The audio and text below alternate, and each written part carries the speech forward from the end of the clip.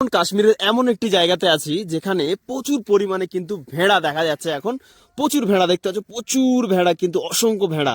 এখানে কিন্তু অতটা জনবসতি নেই, একদম খুবই ফাঁকা একটা জায়গা। আমি আপনাদেরকে দেখানোর চেষ্টা করব এই বিকালের মুহূর্তটা কতটা সুন্দর থাকে এই জায়গায়। অনেক ভেড়া আছে একসাথে সারি সারি ভাবে, মানে গুনেও শেষ করা খুবই দুষ্কর। এখানে ঘোড়া, ভেড়া এবং আরো অন্যান্য ধরনের অনেক প্রাণী দেখা যায় এই জায়গাতে। আর সামনে দেখতে পাচ্ছ ওই উঁচু উঁচু মতো, ওগুলো কিন্তু মেঘ ভাববেন না একদমই, কারণ হচ্ছে ওগুলো বড় বড় ধরনের পাহাড় আছে। এ দেখো ভেড়া, মানে আমি ওই উপরের গুলোর কথা বলছি, ওগুলো কিন্তু একটা একটা বড় বড় পাহাড় চারিদিকে, মানে এই চারিদিকে সব জায়গা কিন্তু পাহাড়, আর এই পাহাড়ের উপরে আছে বরফ। ঠিক আছে, এই সময়টা কিন্তু এই পাহাড়ের উপরে বরফ পাওয়া যায়। এখন নিচের দিকে অতটা পরিমাণে তুষারপাত হয়নি, বা নিচে বরফ দেখা যায় না, যেহেতু আমার অতটা জানা নেই ঠিক। কিন্তু উপরে বরফ আছে এটুকু আমার মানে জানা আছে যে উপরে বরফ আছে, আর এটুকুই আমি শুনলাম। সত্যি জায়গাটা খুবই অসাধারণ জায়গা। কাশ্মীর মানে কাশ্মীরের যে কোনো জায়গা খুবই সুন্দর, অলি গলি সর্ব জায়গায় কিন্তু কাশ্মীরের সুন্দর।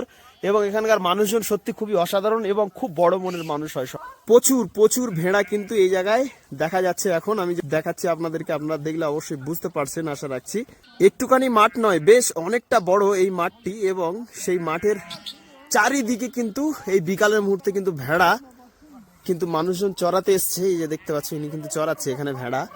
আরে দেখো, কিছুদিন পর এই যখন তুষারপাত হবে অতিরিক্ত পরিমাণে, তখন এই গাছের পাতাগুলো সব কিন্তু ঝরে যাবে এবং শুধুমাত্র ডালপালা দেখা যাবে, গাছের কোনো পাতাই থাকবে না। আস্তে আস্তে এখনই ঝরতে শুরু হয়ে গেছে। কিছু কিছু জায়গায় গাছপালা কিন্তু যে সবুজ থাকে সে জায়গায় কিন্তু সাদা হয়ে গেছে। এই দেখুন, সাদা হয়ে গেছে দেখতে পাচ্ছেন কিছু কিছু জায়গায়। এখনো কিন্তু প্রচুর পরিমাণে ঠান্ডা আছে এখানে, শুধুমাত্র বরফ এখন এই জায়গায় পড়তে বাকি আছে। আমাদের যেমন ওখানে বৃষ্টি হয়, এখানে তুষারপাত যে সময় নামে আর বরফ নামে যে টাইমটা, সেই সময়টা কিন্তু গাছের পাতাগুলো সব সাদা হয়ে যায়, আর গাছের পাতা সব মানে পুরো ফাঁকা হয়ে যায়, গাছের পাতা সব পড়ে যাবে।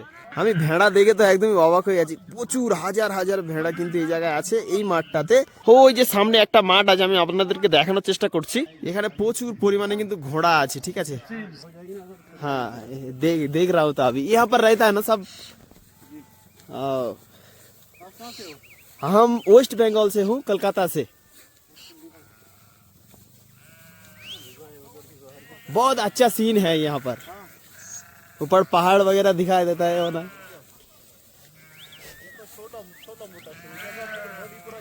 हाँ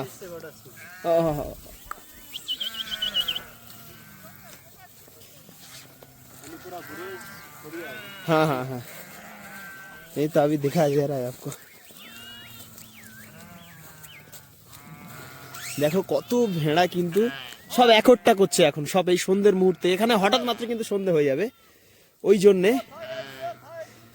জন্যে কিন্তু এখন সব এক জায়গায় চলে আসে। দেখো সবাইকে টেনে নিয়ে আসছে, অনেকজনই আছে এখানে, এবং সব একট্টা করছে। ওদের এই যে ছোট ছোট তাম্বু আছে এই সামনে, ওই তাম্বুতে কিন্তু এনারা থাকেন।